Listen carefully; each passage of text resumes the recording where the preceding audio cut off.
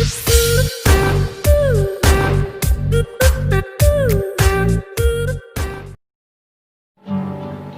saudara yang dikasih dalam Tuhan. Kita ada karena kebaikan Tuhan dalam hidup kita. Saat ini mari kita datang kepada Tuhan, beribadah, meninggikan nama Tuhan. Karena hanya Tuhan Yesus yang layak dipuji dan disembah, dan hanya Dia yang menjadi milik kita di surga. Mari kita nyanyikan pujian ini sama-sama dengan sukacita. Haleluya. Hanya Kau milikku di surga. Tiada yang ku ingini di bumi, hanya Kau.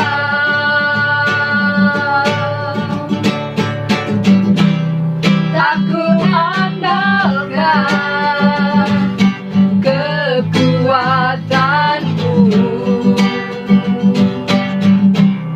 namun yang pasti Kau tetap selamanya Allah sumber kuatku, Allah sumber kuatku, Allah sumber kuatku dan bagianku selamanya,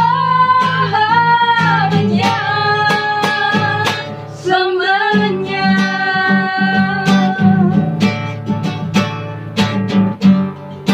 Kau milikku di surga. Tiada yang ku ingini di bumi, hanya Kau. Tak ku andalkan kekuatanku, namun yang pasti Kau tetap selamanya Allah sumber kuatku, Allah sumber kuatku, Allah sumber kuatku dan bagianku selamanya,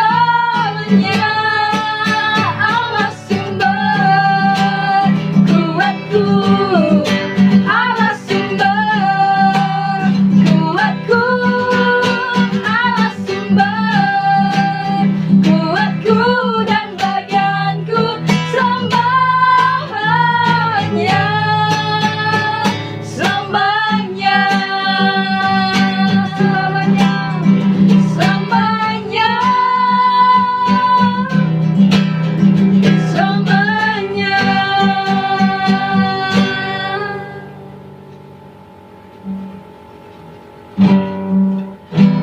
Saat ini kita akan mendengarkan renungan firman Tuhan. Mari kita siapkan hati kita, mempersembahkan yang terbaik bagi Tuhan. Karena sungguh Tuhan yang memberikan anugerah yang besar dalam hidup kita. Kalau kita ada saat ini, sampai saat ini, karena anugerah Tuhan, bersyukurlah kepada Tuhan. Berterima kasih kepadanya buat kesehatan yang Tuhan beri saat ini, buat segala berkat yang Tuhan sudah berikan kepada kita. Layaklah kita memuji dan meninggikan Dia. Terima kasih Tuhan. Ini hati kami persembahkan kepada Tuhan. Kami mau siapkan hati Tuhan untuk ditabur dari firman Tuhan. Pakai kami Tuhan menjadi bagian Tuhan yang paling indah. Terima kasih Bapa. Ini ucapan syukur kami dalam nama Yesus. Haleluya.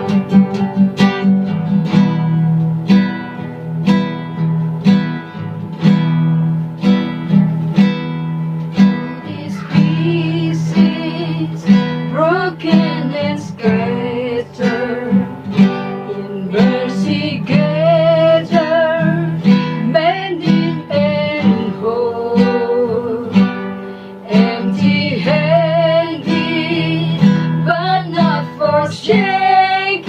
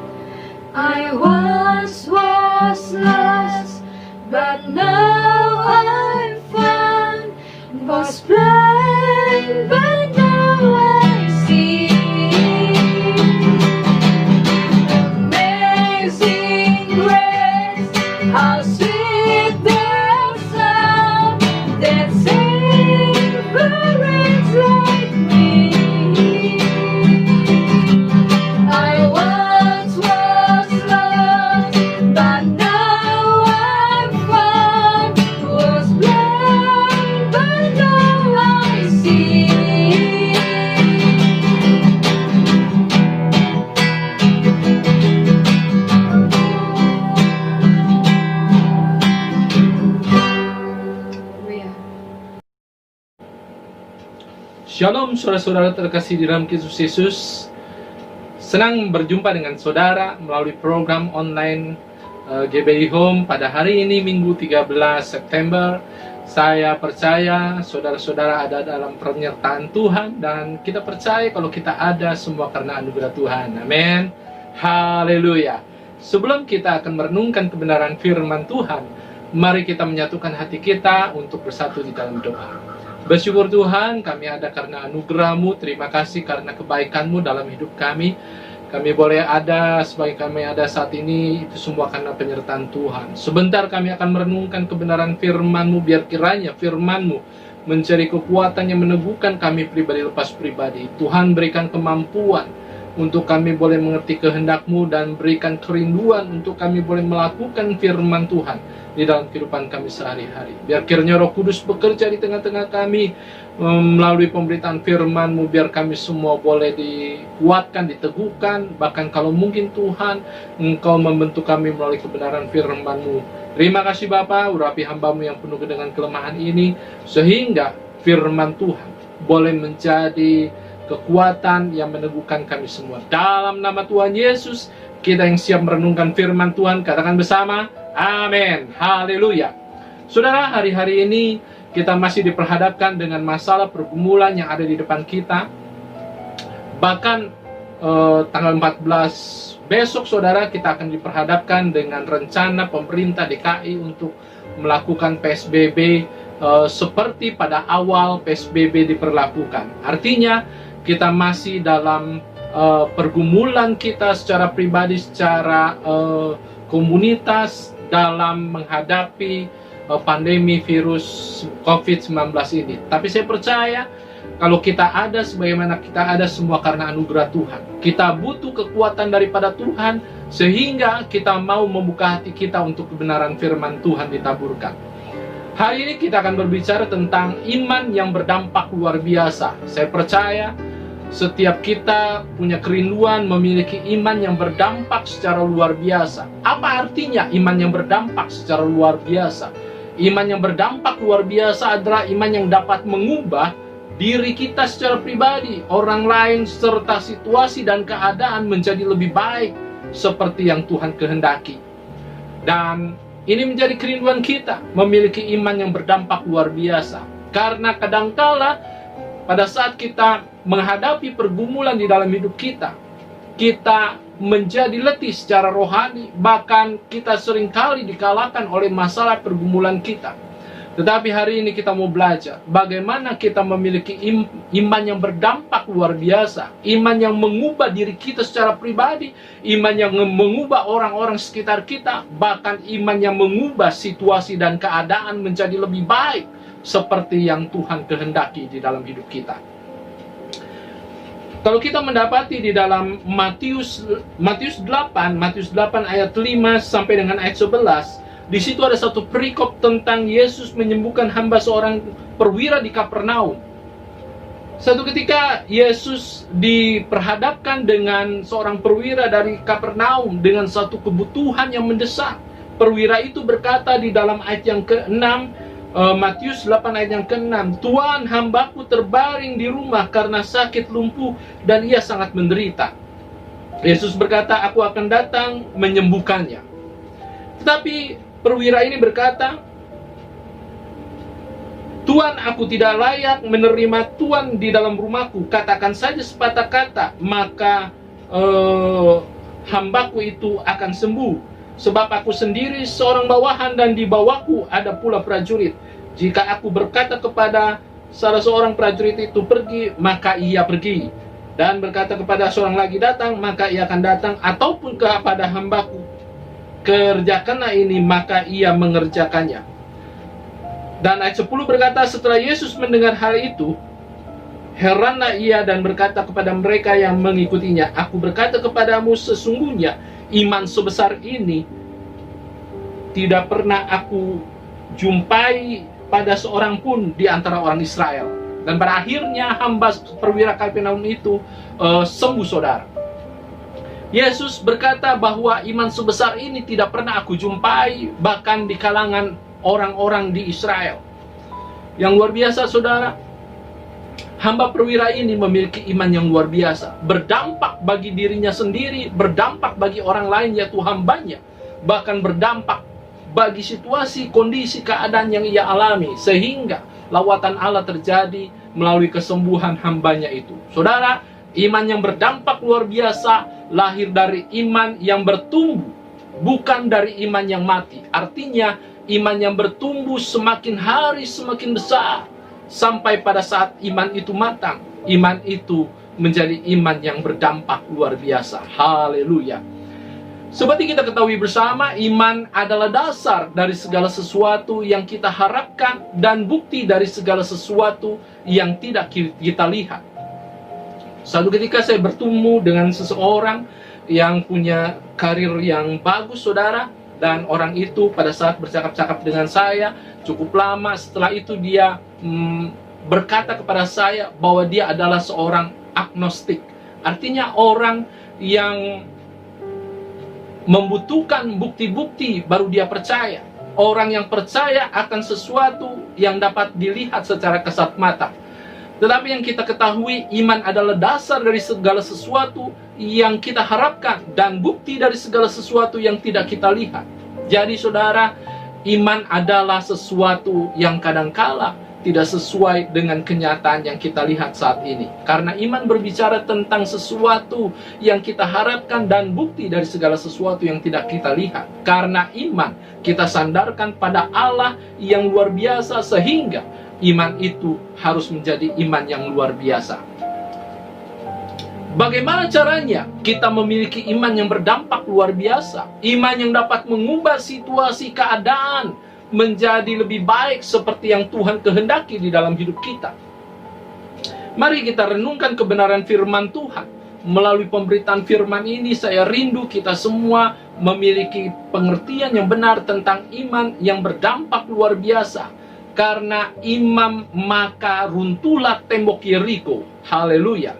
Setelah kota itu dikelilingi 7 hari lamanya, tembok Yeriko runtuh bukan karena kehebatan dari tentara bangsa Israel, tetapi karena iman mereka percaya kepada Allah yang menyertai kehidupan mereka. Sehingga saudara, menjadi sesuatu yang menarik kalau kita merenungkan kebenaran firman ini yang terdapat di dalam Yosua pasal 6 ayat 1 sampai dengan 27.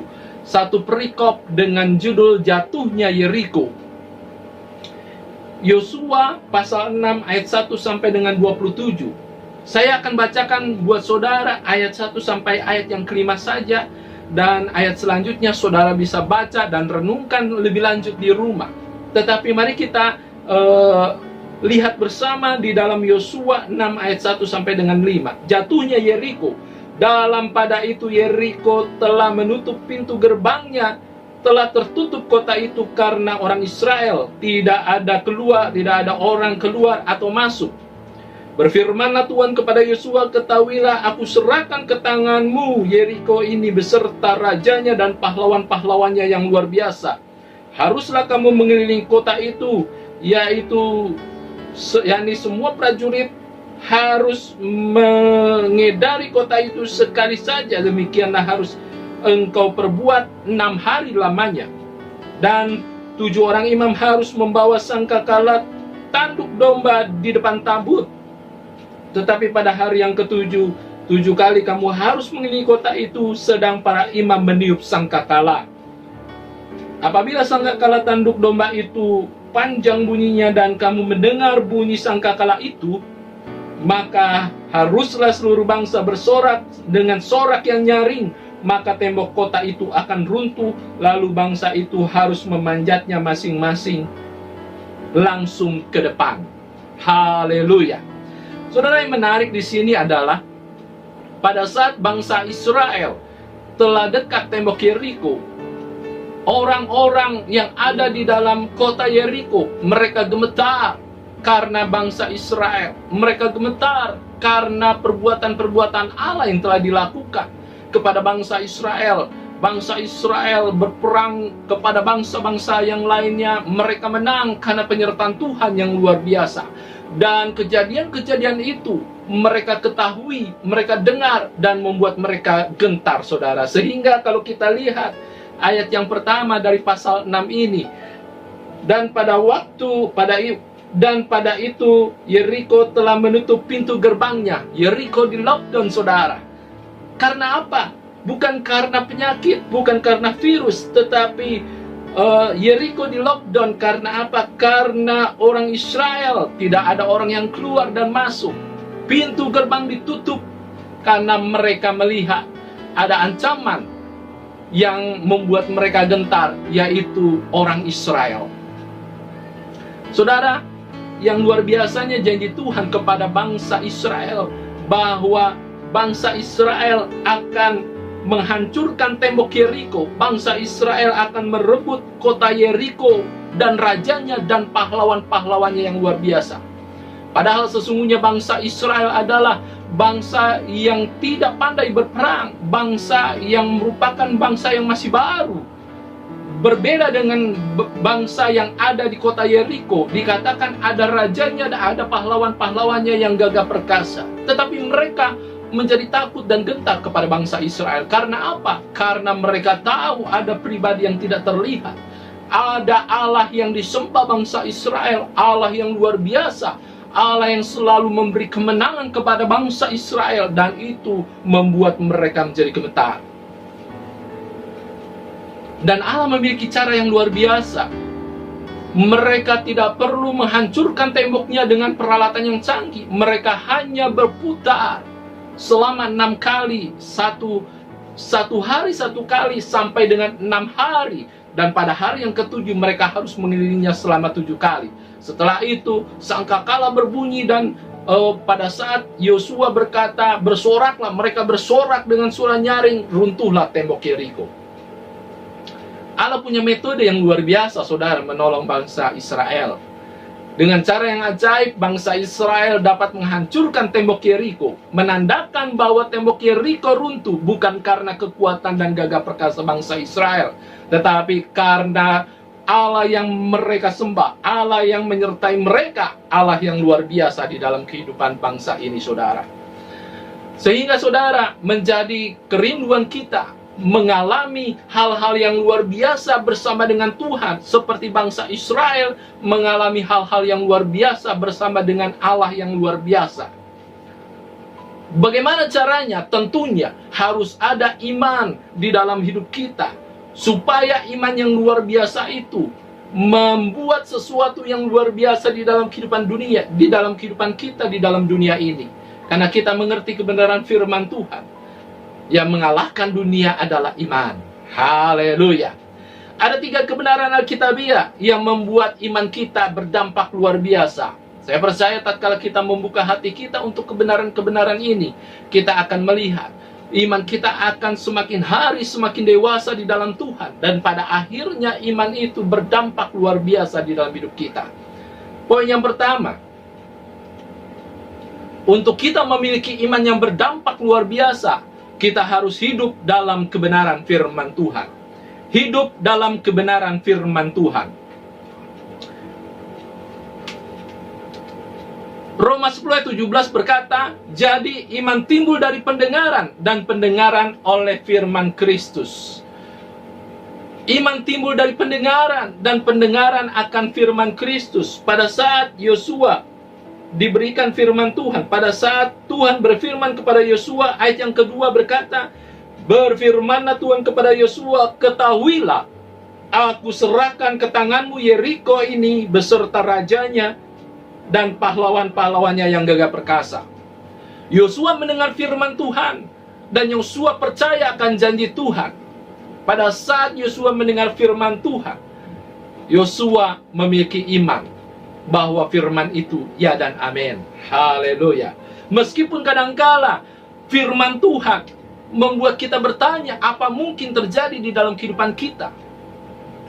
Pada saat Yosua diberitakan oleh Tuhan firman yang luar biasa ini, tentunya ada orang-orang di sekitar Yosua menjadi ragu, apa benar? Sebab sebelumnya, saudara, ada keraguan-raguan dari orang-orang yang mengintai bangsa Yeriko. Mereka berkata satu dengan yang lain, bahwa bangsa itu adalah bangsa yang dipenuhi orang-orang yang tinggi besar. Mereka melihat seperti belalang terhadap bangsa Israel, dan bangsa Israel melihat mereka seperti melihat raksasa yang luar biasa. Tetapi ada orang-orang juga yang memiliki iman pada saat mereka mengintai, bahwa mereka percaya Allah yang mereka sembah pastinya akan memberikan kemenangan kepada mereka. Jadi saudara, untuk kita memiliki iman yang berdampak luar biasa, kita harus hidup dalam kebenaran firman Tuhan. Karena kita percaya janji Tuhan pastinya digenapi melalui iman kita. Janji Tuhan pasti digenapi melalui iman kita. Amin. Ibrani 11 ayat 11 berkata, karena iman ia juga dan Sarah beroleh kekuatan untuk menurunkan anak cucu walaupun usianya sudah lewat. Karena ia menganggap dia, yaitu Tuhan, yang memberikan janji itu setia. Tidak ada dasar untuk percaya akan janji Tuhan, karena yang dialami Sarah dan Abraham adalah hal yang membuat mereka ragu akan janji itu. Karena apa saudara? Karena mereka sudah tua, bahkan Sarah sudah mati haid, Abraham sudah tua. Bagaimana mungkin Allah memberikan keturunan melalui mereka berdua? Secara manusia tidak mungkin terjadi, tetapi bagi Allah sesuatu pun tidak ada yang mustahil. Sehingga kita harus mengerti bahwa Allah itu adalah Allah yang setia, dan Dia berjanji tidak mungkin Dia akan mengingkari janjinya. Janji Tuhan digenapi melalui iman kita. Tatkala Allah memberikan janjinya kepada kita, kita harus percaya akan janjinya. Kita harus beriman bahwa Dia adalah Allah yang setia. Hari-hari ini firman Tuhan sangat kita butuhkan, sehingga tatkala kita diperhadapkan dengan masalah ekonomi, masalah finansial, masalah kesehatan, ada janji-janji Allah yang meneguhkan di dalam kebenaran firman Tuhan. Kita harus memegang janji itu karena Allah yang berjanji adalah Allah yang setia, dan janji Allah tidak mungkin diingkarinya. Jadilah orang-orang yang hidup dalam kebenaran firman Tuhan, karena kita percaya firman Tuhan menjawab setiap kemustahilan di dalam hidup kita. Yang percaya katakan amin. Haleluya. Sebab bagi Allah tidak ada yang mustahil. Lukas 1 ayat 37 berkata seperti itu. Bagi Allah tidak ada yang mustahil. Bagi dunia mungkin mustahil, tetapi bagi Allah tidak ada yang mustahil, karena Dia adalah Allah yang luar biasa, Allah yang lebih besar dari setiap pergumulan yang kita alami. Glory bagi nama Tuhan. Saudara, ini yang menjadi kerinduan kita. Untuk kita boleh memiliki iman yang berdampak luar biasa, kita harus hidup dalam kebenaran firman Tuhan. Artinya, bukan hanya kita percaya akan kebenaran firman Tuhan, tetapi kita juga memiliki perbuatan yang menyatakan kepercayaan itu di dalam kehidupan kita sehari-hari. Kalau kita percaya Allah itu kasih, tentunya kita harus memiliki kasih Allah di dalam hidup kita. Kalau kita percaya Allah itu setia, tentunya kesetiaan menjadi salah satu sifat yang ada di dalam kehidupan kita. Bagaimana mungkin kita berkata bahwa kita hidup dalam kebenaran firman Tuhan kalau kita memiliki sifat-sifat yang tidak sesuai dengan kebenaran firman Tuhan? Hari ini kita harus mengerti, untuk kita memiliki iman yang berdampak luar biasa, kita harus hidup dalam kebenaran firman Tuhan. Karena firman Tuhan itu adalah janji Tuhan, dan janji Tuhan pastinya digenapi melalui iman kita. Dan firman Tuhan menjawab setiap kemustahilan di dalam hidup kita. Apa yang mustahil bagi saudara dan saya, tidak mustahil bagi Allah yang kita sembah. Sehingga kita harus percaya akan kebenaran firman Tuhan, dan kita hidup di dalam kebenaran firman Tuhan. Menghidupi firman di dalam kehidupan kita pribadi lepas pribadi menjadi ciri khas bahwa kita adalah pribadi yang hidup dan memiliki iman yang berdampak di dalam Tuhan. Poin yang kedua, untuk kita memiliki iman yang berdampak di dalam kehidupan kita, poin yang kedua, kita harus bertindak sesuai dengan kehendaknya. Kita harus bertindak sesuai dengan kehendaknya. Saudara, kalau saudara mendapati perikop ini satu peristiwa yang luar biasa, harusnya tembok yang besar seperti tembok Yeriko diruntuhkan dengan kekuatan persenjataan yang canggih, diruntuhkan dengan strategi perang yang baik. Tetapi di sini diceritakan tembok Yeriko diruntuhkan dengan apa? Dengan cara yang ajaib, cara yang tidak umum. Mereka harus mengelilingi tembok itu selama 6 hari dan meniup sangkakala oleh imam-imam yang berjalan di depan tabut perjanjian. Dan pada hari yang ketujuh mereka harus mengelilinginya selama 7 kali sambil meniup sangkakala. Setelah itu mereka berteriak dengan suara nyaring dan tembok Yeriko runtuh. Kadangkala kita mendapati Allah punya metode yang tidak pernah kita sangka, karena Dia adalah Allah yang punya begitu macam metode untuk menyatakan kehendak-Nya dalam hidup kita.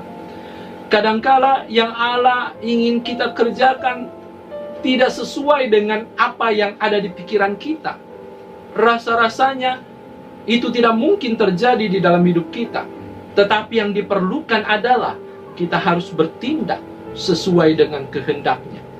Pada saat Yosua diperintahkan Tuhan untuk apa, saudara? Untuk mengelilingi tembok Yeriko selama 6 hari dan 7 hari, mengelilingi sebanyak 7 kali. Yosua tidak berdebat kepada Tuhan. Yosua tidak bertanya mengapa barisan di depan tentara-tentara, dan setelah tentara-tentara imam-imam, setelah itu tabut perjanjian. Mengapa imam-imam harus diikutsertakan? Yosua tidak berdebat terhadap perintah Tuhan. Yosua bertindak sesuai dengan kehendak Tuhan di dalam kehidupannya. Saudara lihat di sini. Kalau saudara mendapati dan apa yang dikatakan Tuhan melalui firman-Nya, Yosua melakukannya dengan sungguh-sungguh.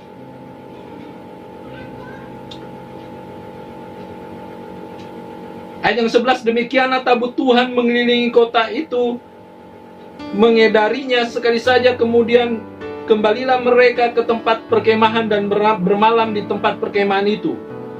Dan kita mendapati di sini bahwa Yosua bertindak seperti yang diperintahkan Tuhan. Meskipun ada pertanyaan di dalam diri kita, bagaimana ini bisa terjadi? Apakah mungkin dengan cara ini kita dapat keluar dari masalah kita? Yang harus kita lakukan adalah kita harus bertindak sesuai dengan kehendak-Nya. Karena kita percaya tatkala kita memandang masalah seperti cara pandang Allah, tentunya kita akan melihat jalan keluar yang sama dengan Allah berikan kepada kita. Kadang-kala permasalahan kita adalah kita memiliki cara pandang yang salah terhadap masalah di dalam hidup kita. Kita menganggap masalah yang kita alami menjadi satu hal yang membuat kita menderita. Padahal sesungguhnya masalah yang kita alami adalah batu loncatan untuk kita lebih dekat lagi pada Tuhan. Masalah yang kita alami adalah vitamin untuk kita semakin kuat lagi di dalam Tuhan, yang membuat kita tidak berhasil atau kalah terhadap masalah karena kita memiliki cara pandang yang berbeda dengan cara pandang Tuhan. Bagaimana caranya untuk kita boleh memiliki cara pandang yang sama dengan Tuhan? Melalui kebenaran firman Tuhan. Karena pada saat kita merenungkan kebenaran firman Tuhan, kita melihat bagaimana cara pandang Allah terhadap masalah yang mungkin saat ini kita hadapi di dalam hidup kita. Dan kita melihat masalah seperti Allah memandang masalah itu. Pada akhirnya tentunya pada saat kita memiliki cara pandang yang sama, memandang masalah seperti Allah memandang masalah, kita akan bertindak sesuai dengan kehendak-Nya di dalam kehidupan kita. Saudara harus percaya cara Allah menolong kita. Mungkin terasa asing, mungkin terasa tidak masuk akal, tetapi saya yakin dan percaya Allah punya 1001 macam cara menolong kita. untuk kita percaya bahwa Dia adalah Allah yang luar biasa di dalam hidup kita. Mazmur 3 ayat 8 berkata, dari Tuhan datang pertolongan, berkat-Mu atas umat-Mu Selah. Kadangkala pada saat kita punya pergumulan, masalah di dalam hidup kita, kita mencari pertolongan bukan kepada Tuhan, kepada pihak lain, kepada manusia, kepada orang-orang yang lain. Tetapi ini firman Tuhan menyatakan saat ini, dari Tuhan datang pertolongan. Dan kita harus mengandalkan Tuhan dalam hidup kita. Sehingga kita harus mengerti dan percaya caranya menolong kita. Allah luar biasa itu adalah Allah yang lebih besar dari setiap pergumulan, masalah yang kita alami dalam hidup kita. Dan cara menolong kita pun kadangkala tidak pernah kita bayangkan. Dan luar biasanya tatkala Ia menolong kita, kita kagum akan caranya yang luar biasa. Kita kagum akan perbuatannya yang ajaib di dalam hidup kita. Sehingga pada satu saat kita akan berkata, wow, Allahku luar biasa. Karena Dia adalah Allah yang menjadikan segala-galanya menjadi baik, menjadi indah pada waktunya. Diperlukan percaya kepada Allah dengan segenap hati kita. Karena kita yakin dari Tuhanlah datang pertolongan di dalam hidup kita. Kita mau mengalami pertolongan Tuhan, tetapi masalahnya kadangkala kita sulit untuk melakukan kehendak Tuhan di dalam hidup kita. Kita mau mengalami lawatan Tuhan dalam hidup kita, tetapi pada prakteknya kita sulit untuk percaya akan janjinya. Sehingga kadangkala kita bersungut-sungut tatkala pergumulan kita hadapi. Kita bersungut-sungut tatkala masalah yang kita alami tidak kunjung ada jalan keluar. Tetapi hari ini firman Tuhan berkata, mari kita melakukan kehendak Tuhan di dalam hidup kita. Karena pada saat kita melakukan kehendaknya di dalam hidup kita, Dia adalah Allah yang setia. Apapun yang kita alami di dalam hidup kita, Dia sanggup menyelesaikannya di dalam hidup kita. Haleluya. Aku suka melakukan kehendak-Mu, ya Allahku. Taurat-Mu ada dalam dadaku. Mazmur 40 ayat 8 berkata seperti itu. Daud menyadari bahwa kehendak Tuhan harus menjadi kesukaannya. Sehingga Daud berkata, aku suka melakukan kehendak-Mu, ya Allahku. Taurat-Mu ada dalam dadaku.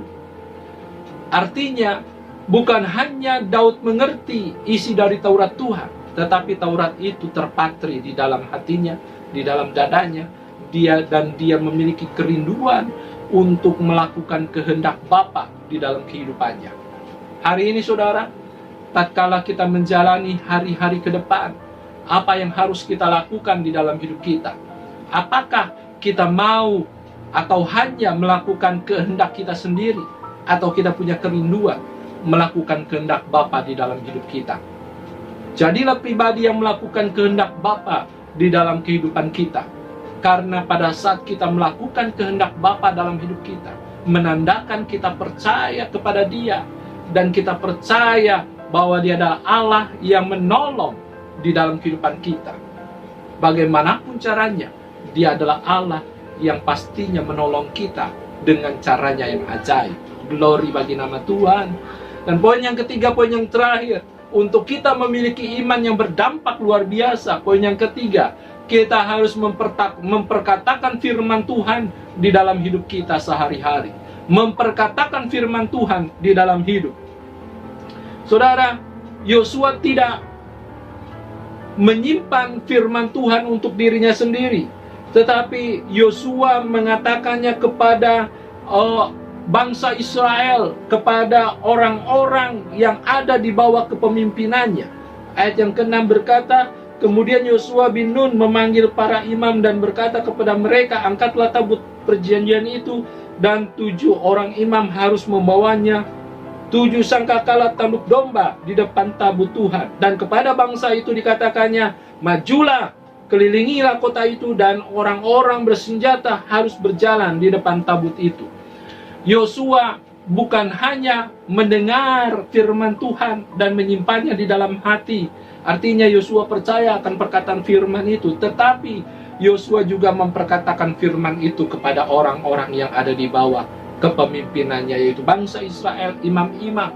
Sehingga firman itu bukan hanya menjadi firman yang disimpan di dalam hati, tetapi firman itu adalah firman yang dikatakan, diperkatakan di dalam hidup. Kadangkala kita hanya mengerti kebenaran firman Tuhan, tetapi kita tidak pernah memperkatakan firman itu di dalam kehidupan kita sehari-hari.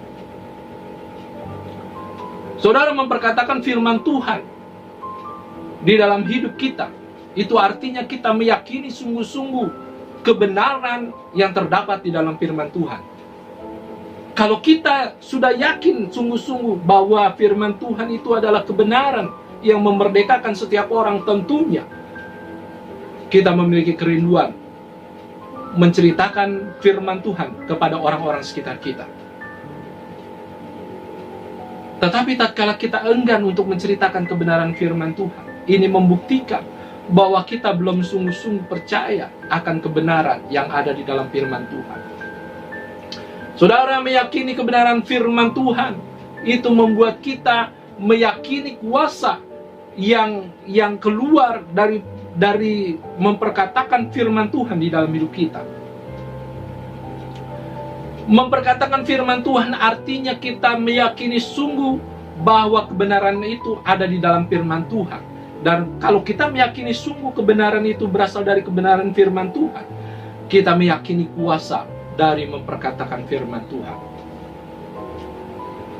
Jadi saudara, saat ini dunia membutuhkan firman Tuhan. Banyak orang-orang menjadi kecewa, banyak orang-orang menjadi putus asa, banyak orang-orang hilang harapan. Mereka butuh sesuatu yang menguatkan mereka. Mereka butuh sesuatu yang memberi pengharapan di dalam hidup mereka. Dan sesuatu yang memberi pengharapan itu adalah firman Tuhan. Karena firman Tuhan itu adalah kebenaran yang hakiki yang harus diterima oleh setiap pribadi lepas pribadi. Dan melalui kebenaran firman Tuhan ada kuasa yang dapat mengubah orang menjadi pribadi yang seperti kehendak Tuhan. Sehingga kita harus memperkatakan firman Tuhan di dalam kehidupan kita sehari-hari. Karena dengan cara itu kita meyakini kebenaran firman Tuhan. Karena kita percaya bahwa ada kuasa pada saat kita memperkatakan firman Tuhan kepada orang-orang sekitar kita. Kita lebih banyak memperkatakan gosip-gosip, berita-berita hoaks. Dan kadang-kadang saudara, itu membuat kita menjadi puas pada saat kita memperkatakan berita-berita yang tidak penting. Tetapi hari ini firman Tuhan mengajar kepada kita, mari kita memperkatakan firman Tuhan. Karena dengan cara itu kita meyakini bahwa kebenaran berasal dari firman Tuhan. Dan kita meyakini ada kuasa yang keluar pada saat kita memperkatakan firman Tuhan. Apapun fakta negatif yang datang kepadamu, lawan dengan memperkatakan firman. Haleluya. Hari ini mungkin banyak kata-kata atau fakta-fakta negatif yang kita lihat di depan mata kita. Hari ini mungkin banyak perkataan-perkataan yang melemahkan iman kita. Tetapi hari ini juga saudara harus lawan dengan memperkatakan firman. Karena pada saat kita memperkatakan firman, sesuatu yang luar biasa pastinya berubah di dalam hidup kita menjadi lebih baik. Memperkatakan firman artinya meyakini bahwa kita telah menerima janji Tuhan. Meyakini bahwa kita telah menerima janji Tuhan, sehingga kita memperkatakan firman itu kepada orang-orang sekitar kita. Markus 11 ayat 24 berkata, karena itu aku berkata kepadamu, apa saja yang kamu minta dan doakan, percayalah bahwa kamu telah menerimanya, maka hal itu akan diberikan kepadamu. Apa saja yang kita minta dan doakan, percayalah bahwa kita sudah menerimanya. Firman Tuhan katakan, maka hal itu akan diberikan kepadamu. Haleluya. Jadi saudara, mungkin kita punya pergumulan, kita punya kerinduan. Firman Tuhan mengajar kepada kita harus meyakini bahwa kita telah menerima janji Tuhan di dalam hidup kita. Meskipun faktanya kita belum melihat itu secara nyata. Inilah yang disebut iman. Kita percaya sesuatu yang belum kita lihat karena kita sudah membuktikannya melalui iman kita. Haleluya. Biar melalui kebenaran firman ini kita boleh semakin kuat di dalam Tuhan. Bukan hanya kita memiliki iman yang mati, tetapi kita memiliki iman yang hidup. Iman yang bukan hanya percaya dengan pikiran, dengan perkataan, tetapi iman yang mengimplementasikan kepercayaan kita melalui tindakan. Dan iman yang kita miliki biar kiranya menjadi iman yang luar biasa. Iman yang dapat mengubah diri kita secara pribadi, iman yang dapat mengubah orang di sekitar kita, bahkan iman yang dapat mengubah situasi keadaan seperti yang Tuhan kehendaki di dalam hidup kita. Bagaimana caranya? Yang pertama, kita harus hidup dalam kebenaran firman Tuhan. Karena kita tahu bahwa firman Tuhan adalah ya dan amin, berisi janji-janji Tuhan, dan janji Tuhan itu tidak pernah diingkari oleh Tuhan karena Dia adalah Allah yang setia. Dan yang kedua, mari kita bertindak sesuai dengan kehendaknya. Yang pertama, kita hidup dalam kebenaran firman Tuhan. Yang kedua, kita bertindak sesuai dengan kehendaknya, sesuai dengan firman Tuhan. Dan yang ketiga atau yang terakhir, kita harus memperkatakan firman itu di dalam hidup kita. Sehingga kita boleh menjadi pribadi-pribadi yang memiliki iman yang dewasa di dalam Tuhan. Iman yang berdampak luar biasa. Sehingga situasi keadaan yang kita alami tidak membuat kita lemah, tetapi kita dapat mengubah situasi keadaan yang kita alami menjadi lebih baik sesuai dengan kehendak Tuhan melalui iman yang ada di dalam diri kita. Amin buat firman Tuhan. Jadilah pribadi yang semakin kuat di dalam Tuhan. Karena pada saat kita memiliki kekuatan di dalam Tuhan, orang-orang sekitar kita akan melihat bahwa ada Allah yang menyertai kita, Allah yang luar biasa. Bagaimana caranya kita menjadi kuat di dalam Tuhan? Kita memiliki iman yang luar biasa di dalam Dia. Mari kita bersatu di dalam doa. Bapa kami yang bertata di dalam kerajaan surga, terima kasih atas kebenaran firman-Mu, mengajar kami untuk kami boleh memiliki iman yang berdampak luar biasa, iman yang dapat mengubah diri kami secara pribadi, iman yang dapat mengubah orang-orang sekitar kami, bahkan iman yang dapat mengubah situasi keadaan menjadi lebih baik sesuai dengan kehendak Tuhan di dalam hidup kami. Tuhan, kami membutuhkan Engkau. Kami perlu penyertaan Tuhan di dalam hidup kami. Pada saat kami menjalani hari-hari ke depan, kami percaya tidak mudah, tetapi bersama dengan Engkau Tuhan, kami akan melihat perkara-perkara luar biasa terjadi melalui hidup kami. Sehingga kami boleh menjadi pribadi yang berdampak luar biasa. Menyertai setiap pribadi lepas pribadi Tuhan, jemaat-Mu dimanapun mereka berada, kekuatan, kesehatan daripada Tuhan menyertai mereka. Terima kasih Bapa. Di dalam nama Tuhan Yesus, kita yang sudah diberkati Tuhan katakan bersama, amin. Amin buat firman Tuhan. Sampai jumpa kembali saudara. Biar kiranya penyertaan Tuhan terus menyertai, menjaga kehidupan kita hari lepas hari. Tuhan Yesus memberkati. Amin.